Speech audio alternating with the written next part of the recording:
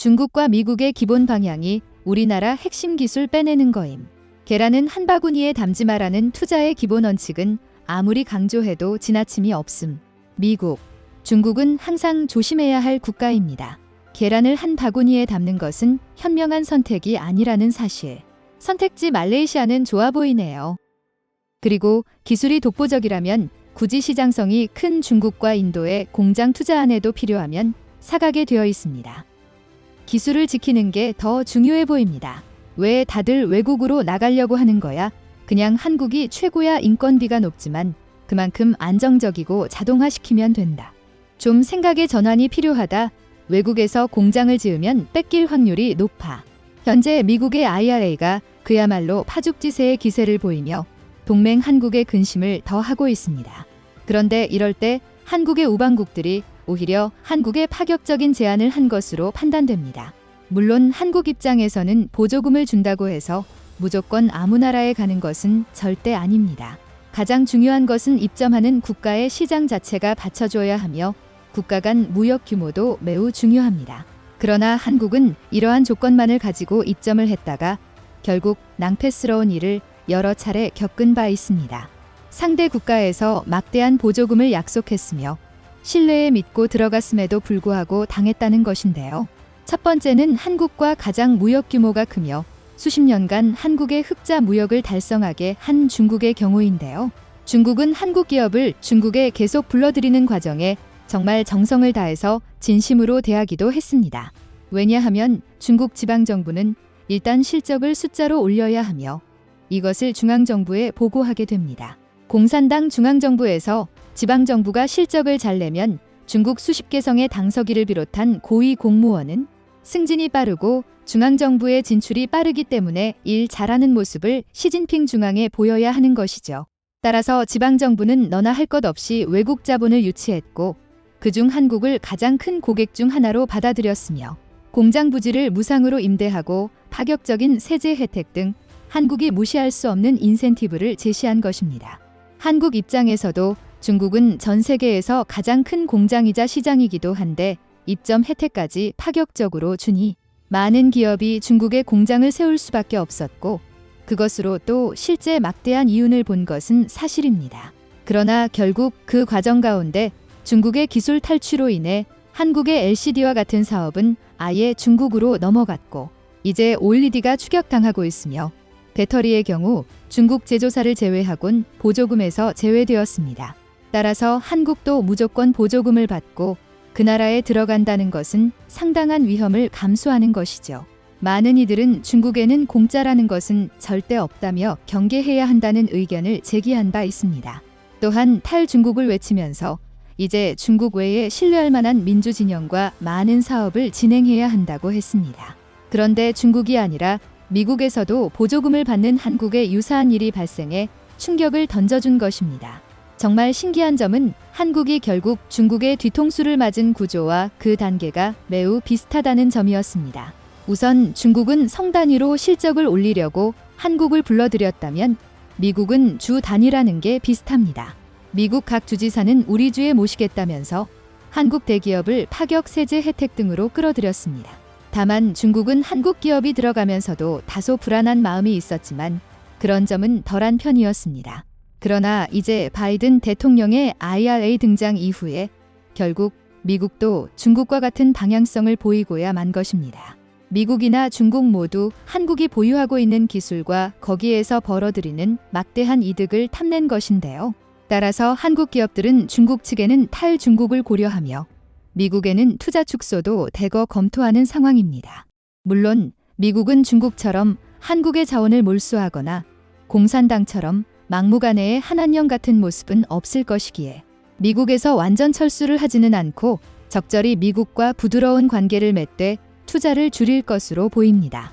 특히 미국 기업만 지원을 편중되게 해주는 게 명확해 보이기 시작했으므로 더 그럴 것으로 보입니다. 그런데 이러한 와중에 한국의 뜻밖의 우방국 두 국가가 반도체 보조금 등 파격 혜택을 한국에 제기하는데요. 물론 앞서 언급된 대로 보조금을 준다고 해서 한국이 무조건 찾아가는 것은 위험합니다만 이제 한국은 단순히 미국과 중국 등 큰 시장과 동맹이라고 해서 무조건 올인하는 것이 아니라 위험의 분산 차원에서 그리고 이 우방국들이 미래의 각 지역의 허브로서 분명히 할 일이 있다는 것입니다. 첫 번째 국가는 바로 말레이시아인데요. 말레이시아에서 현재 한국의 이미지는 매우 좋은 것으로 알려졌습니다. 첨단 제품을 얘기하기 전에 K-팝을 비롯한 현재 김판곤 감독도 AFC 본선 진출시켜 인기가 절정입니다. 말레이시아에서 한국인이라고 하면 베트남 박항서 감독 때문에 대우를 받은 것과 같은 반응이 나온다고 합니다. 그런데 말레이시아는 한국의 첨단 제품에 관해서 미국 IRA 건으로 고생하는 분야의 유치를 원합니다. 미국에서만 고생하지 말고 말레이시아도 충분히 투자를 늘려달라는 주문인데요.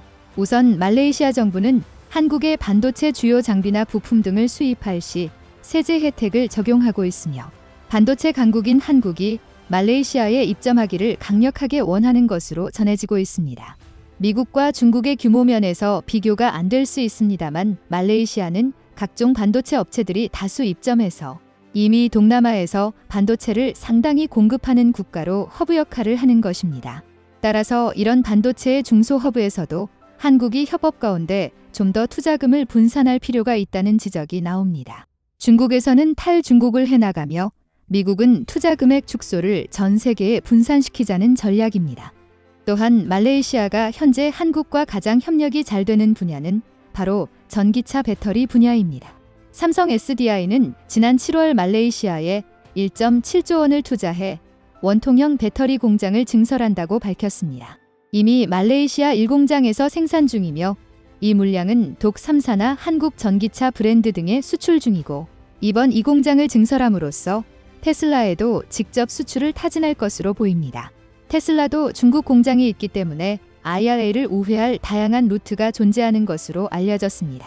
가까운 인도네시아 등에서 원료 조달이 용이하며 동남아뿐만 아니라 글로벌 중간 허브 역할을 하는 것이죠. 이처럼 꼭 IRA가 미국에서 이루어져 압박이 심하나 그것은 그것대로 진행하면서 글로벌은 따로 가면 되는 것이죠. 그런데 두 번째 국가는 바로 엄청난 규모의 자금을 쏟아부을 신생국가로 바로 인도입니다. 인도 반도체 진출은 한국이 눈여겨봐야 할 것이 중국과 미국과는 다른 차원이라는 것입니다. 미익 중 양국은 반도체를 다뤄온 나라이며 이 분야에서 이미 상당한 실력을 보유하고 있는 국가입니다만 인도의 경우 사실상 엄청난 인구의 막대한 수요에 비해서 자체적인 생산 시설이 떨어지는 편입니다. 그래서 인도 정부는 올해부터 약 300억 달러를 긴급 편성하고 반도체 클러스터 조성에 나섰습니다. 인도가 이렇게 급해진 이유는 최근 칩 4동맹은 물론 중국도 반도체 자립에 돈을 쏟아붓기 때문입니다. 그 가운데 전 세계 주요 국가로 발돋움하려는 인도가 반도체 안보를 강조하는 것은 이상한 일이 아닙니다. 실제 인도는 중국의 반도체 굴기와 경쟁이라도 하듯 중국의 반도체 생산 회사를 인도로 옮겨왔는데요. 바로 대만의 폭스콘은 인도 정부와 함께 인도에 약 30조 원을 투자하기로 결정한 상황입니다. 폭스콘은 인도 공장에서 핸드폰 관련한 침과 디스플레이 등 다양한 제품을 생산할 것이며 일각에서는 애플 이탈 중국을 서서히 진행하면서 폭스콘도 인도에 공장을 세운다는 것입니다. 결국 이 가운데 이미 삼성전자 휴대폰 등을 생산한 인도에서 한국에 관심이 쏠리는 것은 당연한 일입니다. 삼성은 인도에 모바일 라인이 있으며 2026년 스마트폰 생산 라인을 대폭 증설할 예정입니다. 따라서 이 가운데 인도 정부가 한국의 삼성 등에도 제발 입점해달라는 요청이 잇따르고 있는 상황입니다. 인도의 타밀나두주 총리는 삼성전자 반도체 공장 건립을 요청하고 필요한 건 모두 들어주겠다고 했습니다. 포스코의 경우 7년이나 시간을 끌다가 결국 인도 입점에 실패했는데 이것과는 차원이 다릅니다. 인도는 이미 타타스틸 그룹 등 세계적인 제철 회사가 있어서 그 가운데 여러 압박이 있었을 것이지만 반도체는 인도가 쌍수를 들고 환영하고 중국과 경쟁해야 하므로 삼성의 존재가 필수입니다. 현재 인도의 폭스콘 등 다양한 반도체 사용 회사들이 늘어가고 관련 기업이 대거 입점하고 있기 때문에 인도 내부에서 시장이 커진다는 것이고 내수 규모도 고려하지 않을 수 없는 것입니다. 따라서 삼성전자 역시 인도에서 반도체를 전개할 가능성도 제기되는 상황입니다. 일단 폭스콘도 30조 원가량을 투자하면서 무려 50%가량 보조금을 받기로 되어 있는 만큼 한국도 늦기 전에 인구가 가장 많은 인도에 진출해 반도체 공급을 검토해야 하는 게 아니냐는 것입니다. 물론 삼성은 현재 평택 공장은 물론이고 미국 투자까지 쏟아야 할 자금이 매우 큰 것으로 보입니다. 그러나 미국에서 제대로 된 지원이 나오지 않는다면 투자에 대해 고민하지 않을 수 없다는 것입니다. 일각에서는 인도는 도로나 각종 시설 인프라가 열악해 사업 자체가 매우 어렵지 않겠냐고 하는데요. 그러나 철강 사업을 비롯한 자동차 산업의 경우 도로 등 인프라가 어느 정도 갖춰져야 하는 것은 사실이지만 반도체의 경우에는 자본 집약적 산업으로 상대적으로 작은 규모의 공장에 수조 수십조 원이 집약된 형태이며 대부분 반도체는 부피가 작기 때문에 항공기로 운송되는 경우가 많아 결국 공장이 가장 중요하다는 것입니다.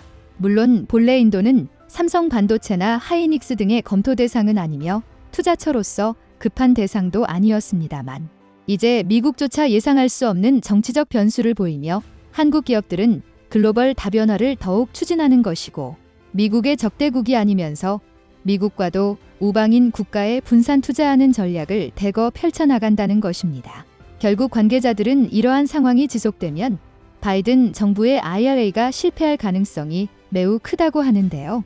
전문가들은 미 정부가 미국 내 생산을 강조할수록 미국 내 생산 단가는 크게 올라가게 되는데 중국을 배제하는 것도 어느 정도이지 중국이 환경 오염을 해가며 생산하는 니켈 배터리 원료를 누가 하냐는 것입니다. 유럽은 친환경이라 손도 안 댈 것이고 미국은 환경단체의 반대로 희토류가 많아도 캐지 않는 정도입니다.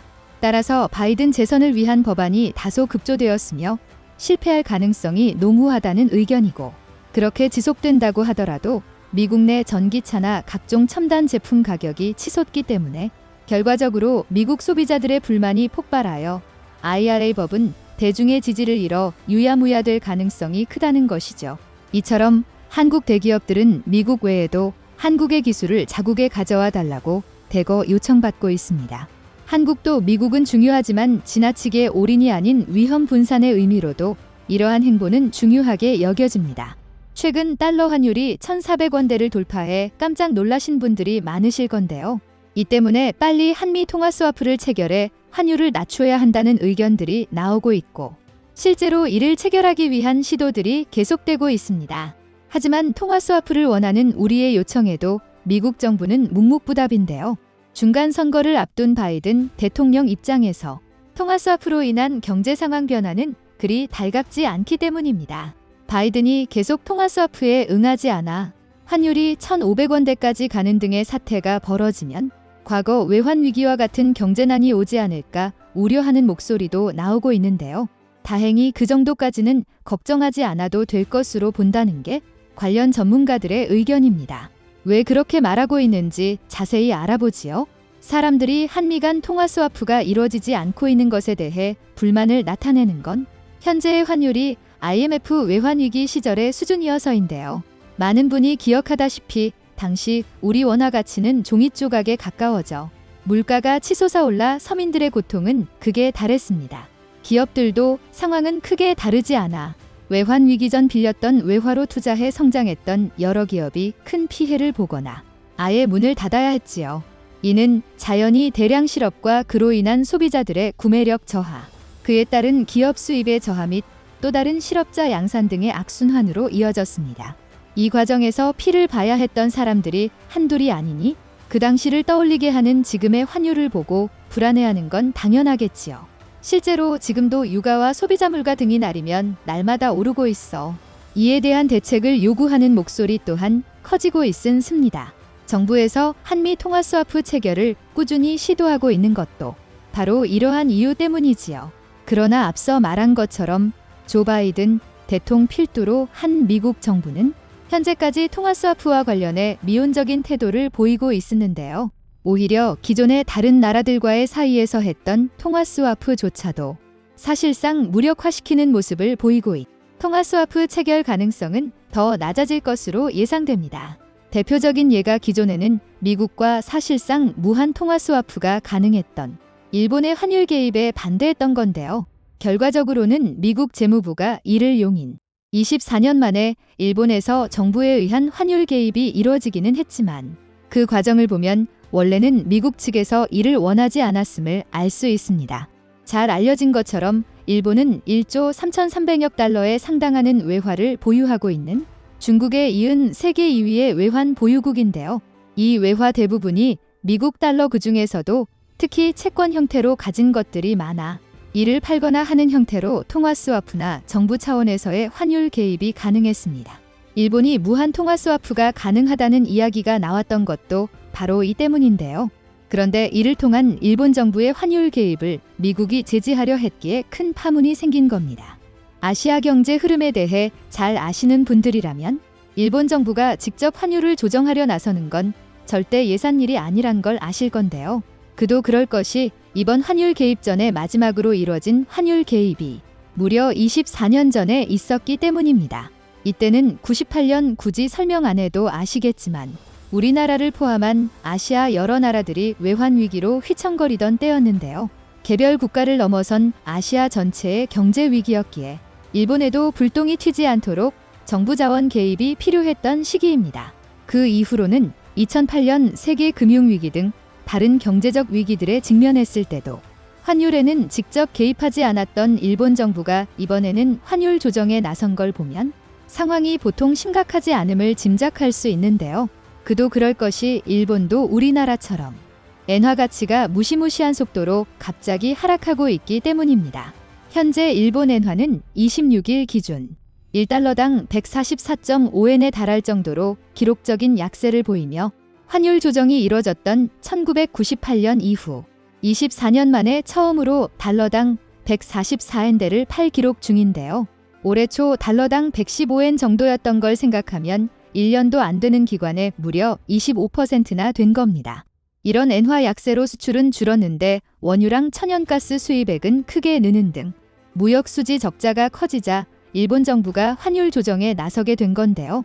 그런데 미국 재무부는 이러한 일본의 움직임에 대해 지난 6월 발표한 외환 정책 보고서를 통해 환율 개입은 매우 예외적인 상황에서만 허용된다고 밝혀 사실상 이를 불허했습니다.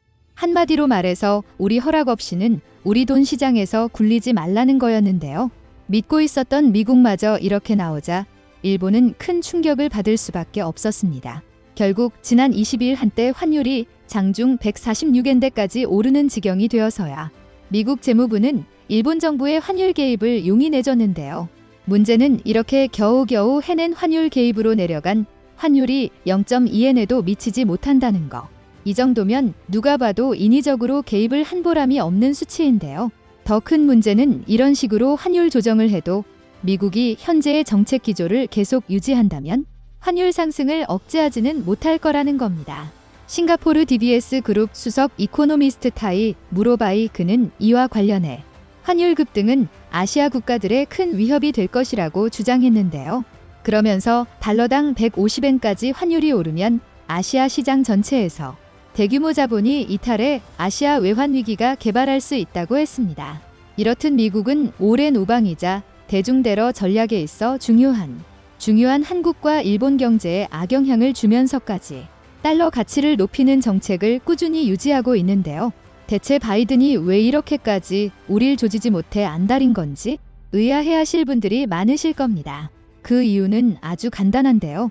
그렇게라도 해서 미국 경제 상황을 개선하지 않으면 자기 목이 달아나기 때문입니다. 미국 ABC 방송과 워싱턴 포스트가 25일 발표한 공동 여론조사 결과를 보면 바이든이 왜 이렇게까지 무리수에 가까운 짓을 하는지 알 수 있는데요. 해당 조사에 따르면 민주당 지지자 중 35%만 바이든이 2024년 대선에 다시 나서야 한다고 했고 56%는 다른 후보를 내야 한다고 했습니다. 한 사람이 대통령을 이번할 수 있는 미국에서 이런 결과가 나온 건 사실상 백악관에서 나가라는 소리인데요. 중간 선거에 대해서도 등록 유권자의 47%, 적극 투표층에서는 과반인 51%가 공화당을 찍겠다고 하는 등 민주당보다 앞서는 걸로 나와 이쪽도 전망이 그리 밝지 않습니다. 바이든 본인의 업무 수행 지도도 39%로 낮은데 특히 경제 분야에 한정하면 36%에 불과한 것으로 나왔는데요. 이 모든 수치가 자이언트 스텝이나 IRA 등 자국 경제 우선 정책들을 편뒤에 집계된 건데도 이런 걸 보면 미국이 경제적으로 상황이 얼마나 안 좋은지 짐작할 수 있습니다. 바이든이 우리와 통화 스와프를 체결하지 않는 것도 이런 자국 경제 상황 때문인데요. 미국이 자이언트 스텝까지 해서 고금리 정책을 유지하는 건 달러 가치를 높여 자국 수입 물가와 유가 상승을 억제하기 위함입니다. 이런 상황에서 우리나라를 포함한 다른 나라들과 어떤 형태로든 통화 스와프를 해서 달러가 세계 시장에 풀려 달러 가치가 떨어지면 지금 미국이 하는 정책은 말짱 도루묵이 되는 거지요. 이와 관련해 제롬 파월 연준 의장도 미국 내 인플레이션이 목표치인 2%를 향해 내려간다는 확신이 들기 전에는 금리 인하를 고려하지 않겠다고 밝혀 당분간 미국과의 통화 스와프 체결을 기대하기는 어려울 것으로 보입니다. 미국과의 통화 스와프를 기대할 수 없는 현 상황에 대해 많은 이들이 우려를 표하고 있지만 전문가들의 의견은 조금 다른데요. 이창용 한국은행 총재는 국민들이 불안해하니 통화 스와프를 받아오면 좋지만 맞지 않은데 스와프 해달라고 하면 한국 경제 상황이 심각한 걸로 인식되게 할 수 있다고 말했습니다.